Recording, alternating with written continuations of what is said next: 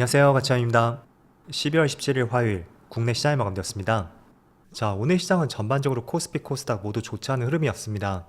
코스피는 마이너스 1.3%로 마무리가 되었고 별다른 반등 없이 오늘 계속 흘러내렸거든요.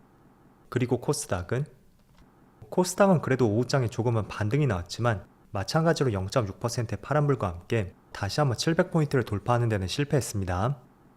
자, 그리고 코스피 상위 종들을 보면 오늘은 상위 종은에서 가장 눈에 띄는 것은 바로 SK하이닉스 그리고 하이닉스를 제외했다면 대부분의 파란불이 조금은 깊게 들어왔습니다. 삼성전자도 좋지 못했었고 또 바이오주라든지 2차원지 관련주 모두 오늘은 낙폭이 조금은 크게 나왔었고요. 또 코스닥도 마찬가지로 2차원지 관련주들 이쪽이 오늘은 가장 크게 빠졌던 것 같습니다. 그리고 엔터 쪽도 좋지 못했었고요. 몇몇 제약 바이오주들 그리고 오늘은 삼성전자는 좋지 못했다면 반도체 소부장 기업들 있죠? 이쪽은 그래도 괜찮은 흐름이 나왔습니다. 그래서 리노공업도 6% 이상의 상승이 나왔습니다. 그리고 코스피 수급을 살펴보면 기관의 매수세는 꾸준히 들어오고 있다면 외국인 쪽에서는 다시 한번 7천억 이상의 많은 순매도가 나왔고 12월 들어서 가장 많은 순매도 규모인 것 같습니다. 또 코스닥도 마찬가지로 이틀 연속으로 오늘 외국인의 많은 순매도가 나왔었네요. 그리고 삼성전자 오늘도 역시나 외국인의 많은 순매도가 있었고요. 반대로 SK하이닉스 이 종목은 이틀 연속으로 외국인의 많은 순매수가 들어왔습니다. 확실히 대조되는 수급인 것 같죠? 자, 그리고 2차원지 관련주는 굉장히 좋지 못했었거든요. LG엔솔, 또 삼성 SDI, 포스코 퓨처엠, 그리고 에코프로 모두 오늘은 기관과 외국인의 양매도가 나왔습니다. 자, 그럼 이어서 주체별 매매 동향에 대해서 살펴보도록 하겠습니다.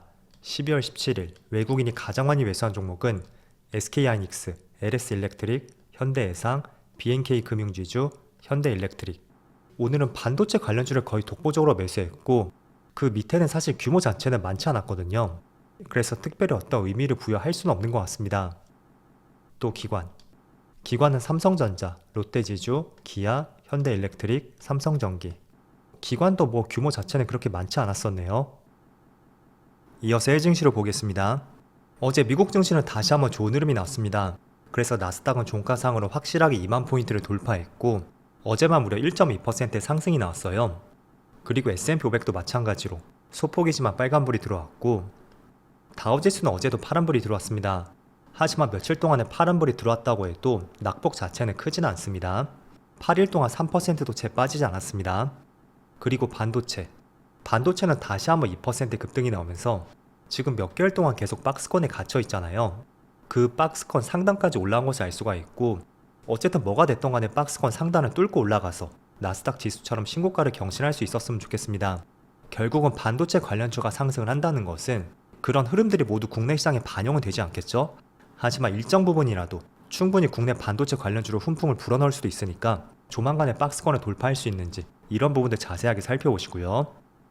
또 지금 아시아 증시를 보면 일본은 어제하고 비슷한 움직임이죠. 그리고 대만도 비슷한 것 같습니다. 반대로 중국 증시는 조금 빠지고 있습니다. 그리고 지금 촬영 시점이 1시 반쯤 되었는데 코스피 코스닥은 별다른 좋은 흐름이 나오진 않고 있습니다. 장중 내내 지금 외국인의 순매도도 이어지고 있고 기관은 특별한 변동은 없었던 것 같습니다. 하지만 외국인 쪽에서 지금 코스피 코스닥에서 모두 많은 매도세가 나오고 있고 그게 지금의 시장의 약세로 이어지는 것 같습니다. 자, 일단은 코스피는 이번 주는 굉장히 중요한 한 주가 될 거라고 말씀드렸습니다. 일단은 긴 추세에서 봤을 때 그 추세 상단까지 지수가 많이 올라온 만큼 만약에 여기 추세 상단을 돌파하지 못한다면 과거 6개월간 이어졌던 그 추세에 따라서 또 지수는 미끄러질 가능성이 있다고 말씀드렸고 이런 흐름을 돌리기 위해서는 반도체 역할이 가장 중요하다고 말씀드렸습니다. 자, 그런데 지금 하이닉스는 2.6%의 좋은 흐름이 나오고 있다면 반대로 삼성전자는 또 2.5% 가까운 약세 흐름이 나오고 있습니다. 자, 그래서 삼성전자가 부진한 것도 지금 코스피가 약세로 돌아서 하나의 이유가 될 수가 있고요. 자, 그리고 무엇보다 2차원지 관련주들 오늘은 2차원지 관련주가 굉장히 좋지 않은 흐름이 나오고 있습니다. 에코프로 그룹주가 6% 가까운 급락이 나오고 있고 LG엔솔, 삼성 SDI 모두 대형주인데도 불구하고 5% 이상의 약세 흐름이 나오고 있습니다. 그래서 2차원지 관련주가 좋지 못한 것도 오늘 시장이 많이 빠지고 있는 하나의 이유가 될 수가 있고요. 그리고 오늘은 빠지는 이유가 명확하게 한 가지가 있는 것 같습니다. 트럼프에서 2차원지 소재 쪽에 관세 부과를 검토한다는 소식이 나왔었고 그게 오늘 2차원지 관련주의 약세로 연결이 되고 있는 결정적인 이유가 되는 것 같습니다. 자, 그래서 최근에 테슬라의 주가를 보면 지금 주당 463달러를 터치했죠. 이거는 역사적 신고가거든요. 지난 21년도 고점, 그 고점을 이번 주에 갱신했는데 과거에는 테슬라의 좋은 흐름이 나왔었다면 그게 온전히 국내 2차전지 관련주에게도 주가의 반등으로 이어졌습니다. 하지만 최근의 움직임은 전혀 다르다고 할 수가 있거든요. 만약에 테슬라의 주가 상승이 단지 2차전지 업황이 살아났고 그 때문에 주가의 상승이 나왔다면 온전히 그런 부분이 국내 시장으로 연결이 될 수도 있었습니다. 하지만 지금의 상승은 과거 20년하고 21년, 그때하고는 조금 다르다고 할 수가 있겠죠. 내년에 출범 예정인 트럼프 정부 하에서 일론 머스크가 주요 직책을 맡을 것이고 또 글로벌 전기차 기업들에 대해서 관세 부과를 검토한다 라고 했었기 때문에 상대적으로 미국에 있는 전기차 쪽에서 반사 이익을 더 누릴 수 있다는 것이 지금의 시장의 분위기인 것 같습니다. 그래서 과거에는 업황이 좋았기 때문에 테슬라의 주가의 상승이 나왔다면 국내 시장도 상승이 나왔다, 그렇게 정리를 해볼 수가 있겠지만 지금은 역설적으로 테슬라의 상승이 나온다는 것이 국내 2차전지 관련주의 약세로 이어질 수 있는 하나의 이유가 될 수도 있습니다. 그래서 지금 테슬라의 주가의 상승이 나오는 이유, 그 이유와 배경이 무엇이는지 한번 생각해 보시고요. 막연하게 테슬라의 상승이 나오니까 국내 시장도 반등할 것이다, 이렇게 보는 것은 다소 어려운 시점이 될 것 같습니다. 자, 그래서 오늘은 2차전지 관련주에 급락이 있었고 또 상대적으로 반도체 관련주는 빨간불이 들어온 종목이 많았습니다. 하지만 삼성전자 있죠? 유독 삼성전자의 흐름이 좋지 않다는 거예요. 다른 기업들은 그래도 빨간불이 많이 보인다면 유독 삼성전자만 좋지 않은 흐름이 나오고 있고 그 이유는 제가 어제 설명을 드렸을 겁니다. 자, 미국의 반도체 기업 브로드컴이 최근에 신고가를 경신했고 본격적으로 TSMC를 활용해서 AI 칩을 생산할 것이라는 이런 기대감이 있었기 때문입니다. 자, 그럼 본격적으로 AI 칩을 생산한다면 HBM 선두주자 하이닉스는 고객 다변을 한번 생각해 볼 수가 있고 반대로 삼성전자는 아직까지는 HBM 시장에서 어떤 뚜렷한 성과가 나오지 않고 있단 말이에요. 그래서 그런 내용 때문에 다시 한번 뒤처질 가능성이 있고 이런 부분을 시장이 우려하는 것 같습니다. 자, 그래서 지금 반도체 관련주의 흐름이 나뉘고 있는 것에 어떤 이유가 있었는지 한번 명확하게 짚고 넘어가셨으면 좋겠습니다. 자, 그리고 저는 개인적으로 국내 주식 투자를 더 선호하는 입장인데 최근에 정말 시장 흐름들을 보면서 미국 시장도 같이 병행을 해야 되겠다는 생각이 들더라고요. 그래서 얼마 전부터 저도 미국 시장에 대해서 투자를 조금씩 하고 있고요. 또 여러분들도 미국 시장을 같이 투자해보는 것도 굉장히 좋은 하나의 대안이 될 것 같습니다. 물론 미국 시장은 장기적으로 우상향을 했던 만큼 그에 대한 앞으로 발전 가능성에 대해서 이런 부분을 충분히 더 기대감을 가져올 수가 있을 거예요. 하지만 국내 시장이 갖고 있는 장점들, 그런 것도 무시를 할 수가 없겠죠. 일단은 첫 번째로 양도세가 없다고 할 수가 있고 또 두 번째는 아침과 낮 시간대에 개장을 하는 만큼 대응하기에도 조금은 수월할 수가 있습니다. 그래서 그런 장단점들이 있으니까 너무 하나의 시장만 고집하지 마시고요. 저는 한번 병행해서 투자해보자 라는 생각을 여러분들에게 말씀드리겠습니다. 자, 그리고 미국 시장을 투자할 때도 제가 간단한 팁을 드릴게요. 우리가 미국 시장에 많이 알고 있는 기업들이 있죠. 뭐 넷플릭스라든지 메타, 아마존, 테슬라, 애플, 대체적으로 이런 기업들만 많이 알고 있을 겁니다. 그런데 저는 미국 시장을 투자할 때도 국내 시장과 마찬가지의 생각을 대입해 보시는 것을 권장해 드리겠습니다.